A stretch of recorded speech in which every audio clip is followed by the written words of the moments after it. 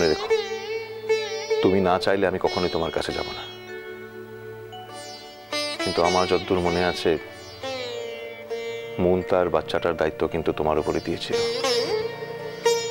এখন তুমি যদি সেই দায়িত্ব নিতে অস্বীকার করো তাহলে করতেই পারো, কিন্তু আমি অস্বীকার করব না। আমি কিছুতেই বাচ্চাটাকে কোনো টানাপোড়েনের মধ্যে পড়তে দেব না। অর্চি বাবু, তুই ছিলিস বলেই দিদিমণির বাচ্চাটার দায়িত্ব মোর কাছকে দিয়েছিল।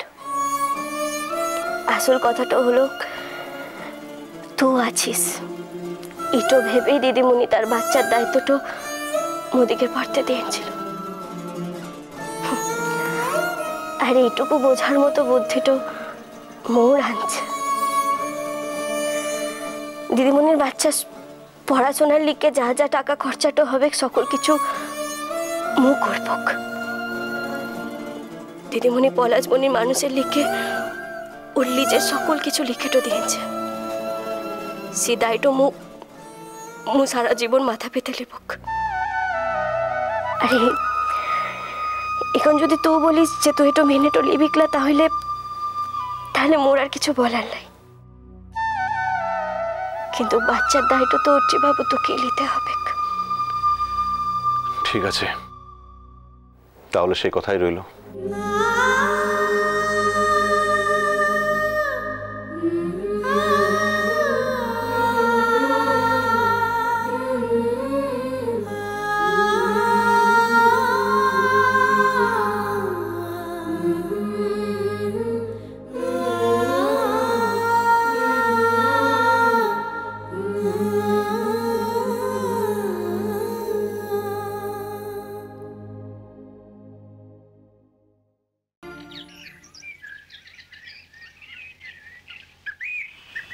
যাবার আগে তুই যে বিবাহটা করলি ঠিক করিস লাই। বড় মিয়া তো বাঁচলই না, কার সঙ্গে এমন বিবাহটা করলি? মা, আমি যা করেছি তার জন্য কিন্তু আমার কোনো আক্ষেপ নেই। কমলিকা দি চলে গেছে, এটা খুবই দুঃখের কথা, মানছি। কিন্তু কমলিকা দি বেঁচে থাকাকালীন যে কাজগুলো করেছে বা যা যা করেছে সেগুলো তো ভুল। শুধু কমলিকাদির জন্যই বাহা আজ পুরোপুরি দাদাভাইকে কিন্তু পেল না। এটা কেন হবে? একজন দম্পতির মধ্যে যদি সারাটাক্ষণ প্রত্যেকটা মুহূর্তে একটা বাইরের লোক ঢুকে বসে থাকে, সেটা ভালো দেখায়? আমি ভেবেছিলাম মা হয়ে তুমি অন্তত এই কথাটা বুঝবে, কিন্তু না। বাহা যে এখানে কেন দেরিতে এসেছে সেটা তো তুমি বুঝতেই পারলে না।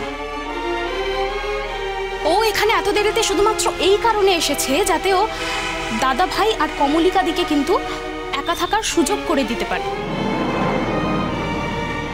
আর খবরটা পাওয়ার পরেই কিন্তু বাহা এখানে এসেছে, কারণ জানো, যাতে ও দাদা ভাইকে শুশ্রূষা দিতে পারে।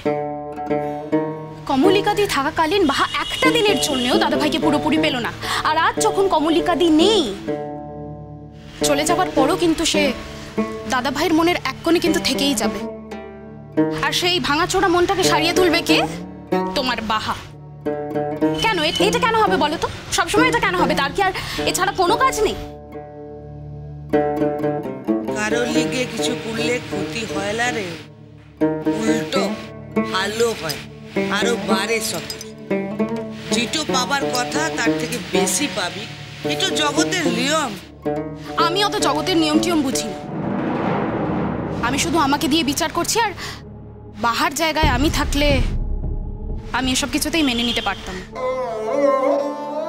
এখন তো সব চুকে বুকে যেছে লয়, এই সকল কথা এখন বলে কি লাভ আনছে বলতো? তুমি অর্ধেকের বেশি কোনো কথাই জানো না মা। কি জানিকলা?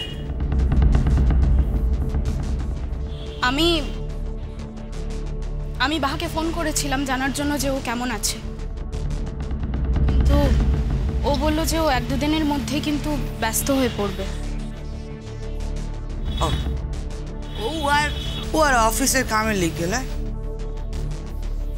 বাহা বদলি নিয়ে অনেক দূরে চলে যাচ্ছে, আর তাও কিন্তু একা। কথা কিসের লিগে? কেন সেটা তুমিই বোঝো। লালা মু বুঝিলাই, মুকে বাহার সঙ্গে কথা বলতে হবে। কিসের লিগে সংসার ছেড়ে ও একা চলে যাবে? ও তোমাকে আর কি বা বলবে কঙ্কামা? দাদা ভাইয়ের উপর অভিমান করে ও এখান থেকে চলে যাচ্ছে। ওর চলে যাওয়ার কারণটা না আমি ঠিকই বুঝতে পেরেছি। আসলে কি জানো তো, ও আর পারছে না। ওরও তো ধৈর্যের একটা শেষ আছে, আর তোমরা তো ওকে কেউ কোনোদিনও বুঝতেই চাও না। আয় কিনে এ কঙ্কা কে এসেছে দেখ। আয় কিনে বাবু আয়। কে বটে? কে এলো? আরে কঙ্কা, আরে দেখ কেন কে এসেছে। এ হলো বাহার বন্ধুটা। আরে যে লোকটা মুদিকার পলাশবনিতে আসার কথাটা ছিল গলাই, এ সে আনছে। নমস্কার, আমি দিবাকর ঘোষ। আপনি কঙ্কামা তাই তো? এই দেখো, শহরের লোক, মুকে চিনিস লা জানিস লা, মা বলে ডাকলি। বাহা আমার বন্ধু, আপনি তো বাহার মা, তাহলে আমারও মা হলেন। শহরের মানুষের মুখে মিঠা কথা শুনলে মন ভরে যায় গো। তা বাপ, পলাশ বনিতে তুমি কোথাকে উঠেছ? আরে আরে এ কঙ্কা, আরে মস্ত বড় অফিসারটা আনছে রে। আরে বাবু বুঝ বুঝ। আরে এ কঙ্কা, আরে জঙ্গলের ভিতর যে বাংলোটা আনছে গলাই, আরে যার পাঁচটা দিয়ে মোরা কাটতে তো যাই, আরে ও খাইতে থাকবে। তো বড় ঘরতে তুই একা থাকিস বাপ? হ্যাঁ, জানেন তো, চাইলে বাহাও অত বড় একটা বাড়িতেই থাকতে পারতো, কিন্তু কলকাতায় থাকতে কখনো আলাদা বাড়ি নেয়নি। এরপরে বাহার যেখানে বদলি হবে সেখানে হয়তো এর থেকেও বড় বাড়ি পাবে। রে মায়া বুড়ো, মোর বিটিয়া চিরকাল কুড়ে ঘরতে ঠিকেছে গো। এখন তো বড় প্রাসাদ।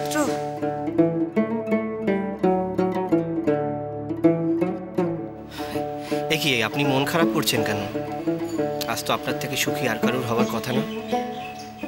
বাহা যা করেছে নিজের যোগ্যতায় করেছে। মন খারাপ করিলাই গো। সকল মাই তার ছিলা মিয়া এমন বড় হলে আনন্দে কান্দে, চোখ জলতে ভরে যায়। তুই শহরের কত বড় মানুষ এখানে এসেছিস, তার লিগে মু তোকে ভালো বলছি। আচ্ছা, এটা আপনি কি কথা বলছেন? মায়ের কাছে আবার ছেলের কুড়ে ঘর আর রাজপ্রাসাদ। আর বাহা তো আমার বন্ধু, আমার দেখতে ইচ্ছে করে না যে আমার বন্ধু কোথায় বড় হয়েছে, কার কাছে এত ভালো শিক্ষা পেয়েছে, তার মাকে।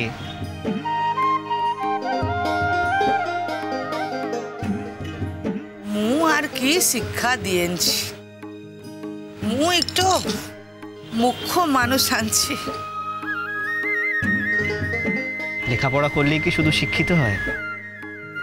আপনার মতন শিক্ষিত যদি বাড়িতে বাড়িতে থাকতো, তাহলে আমরাও বাড়িতে বাড়িতে বাহার মতন মেয়ে পেতাম। মুখে শরম দিস না, মোর শরম লাগে বাপ। তোরা শহরের কত পড়ালেখা জানা মানুষ আনছিস। সবই তো আপনার জন্য, আপনাদের মতন মায়ের জন্য। আচ্ছা, আমি কিন্তু মাঝে মধ্যে এখানে চলে আসবো, আপনি রাগ করলে কিন্তু চলবে না। আর যদি রাগ করেনও, তাও আমি আসবো।